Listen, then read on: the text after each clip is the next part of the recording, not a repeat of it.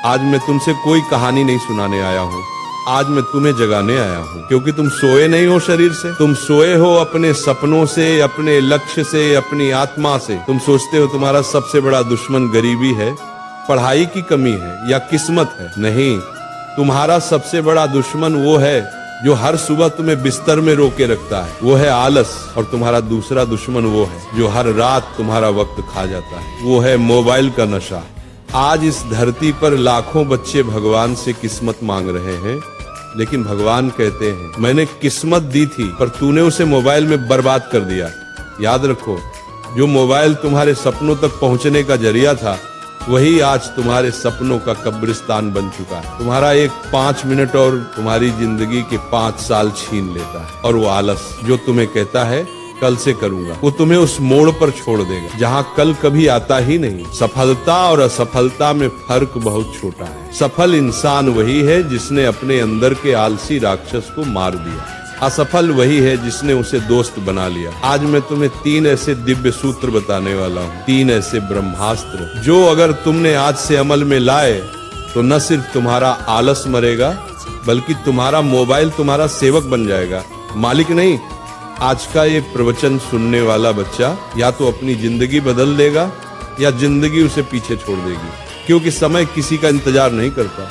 पहला सूत्र, मन का स्वामी बनो, दास नहीं। मोबाइल बुरा नहीं है, लेकिन जब तुम उसके गुलाम बन जाते हो तब विनाश शुरू होता है। मोबाइल तो एक औजार है, पर जब औजार इंसान को चलाने लगे तो समझो विनाश निश्चित है। तुम कहते हो थोड़ा रिलैक्स करने के लिए खोलता हूँ, और फिर देखते देखते 2 घंटे निकल जाते हैं, तुम्हें पता भी नहीं चलता। और तुम्हारा ध्यान, तुम्हारी ऊर्जा, तुम्हारा समय सब उस स्क्रीन के भीतर कैद हो जाता है। सच्चाई सुनो, मोबाइल ने तुम्हें आलसी नहीं बनाया, बल्कि तुम्हारे मन की कमजोरी ने तुम्हें मोबाइल का गुलाम बना दिया।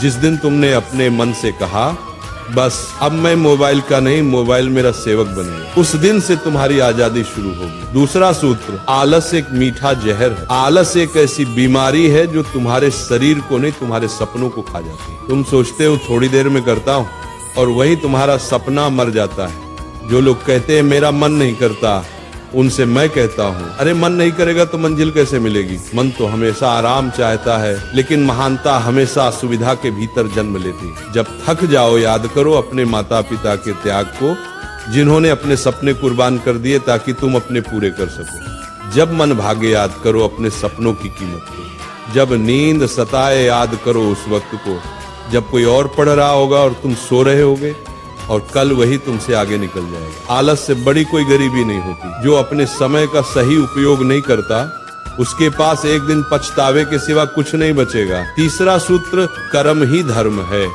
बच्चों, अगर तुम सच में बदलना चाहते हो तो रोज सुबह उठकर सिर्फ एक संकल्प लो, आज का दिन मैं अपनी मंजिल के नाम कर दूंगा। तुम्हें पता है भगवान भी उन्हीं की मदद करता है जो खुद चलने की हिम्मत रखते हैं। मोबाइल से दूरी बनाओ, थोड़ा समय किताबों के साथ बिताओ, थोड़ा वक्त अपने विचारों के साथ अकेले बैठो। जब तुम काम करते हो ना तो आलस खुद भाग जाता है। जब तुम अपने सपनों के लिए तपते हो ना तो मोबाइल की स्क्रीन फीकी लगने लगती है। कर्म ही वो दवा है जो आलस और नशे दोनों को खत्म कर देती है। याद रखो, मोबाइल तुम्हारा नौकर है, मालिक नहीं। आलस तुम्हारा दुश्मन है, दोस्त नहीं। अगर आज तुम उठ खड़े हुए तो कल दुनिया तुम्हारे आगे झुकेगी। जिसने अपने आलस को हराया उसने खुद भगवान को पा लिया। इसलिए बच्चों, आज उठो, अपने हाथ जोड़ो और प्रतिज्ञा करो कि अब मैं आलस और मोबाइल की लत से मुक्त होकर अपने जीवन का निर्माता बनूंगा। सूरज रोज निकलता है, लेकिन उसकी किरणें सिर्फ उसी को छूती हैं जो जागा रहता है। अब ये तय करो, क्या तुम उठने वालों में हो या सोए रहने वालों में।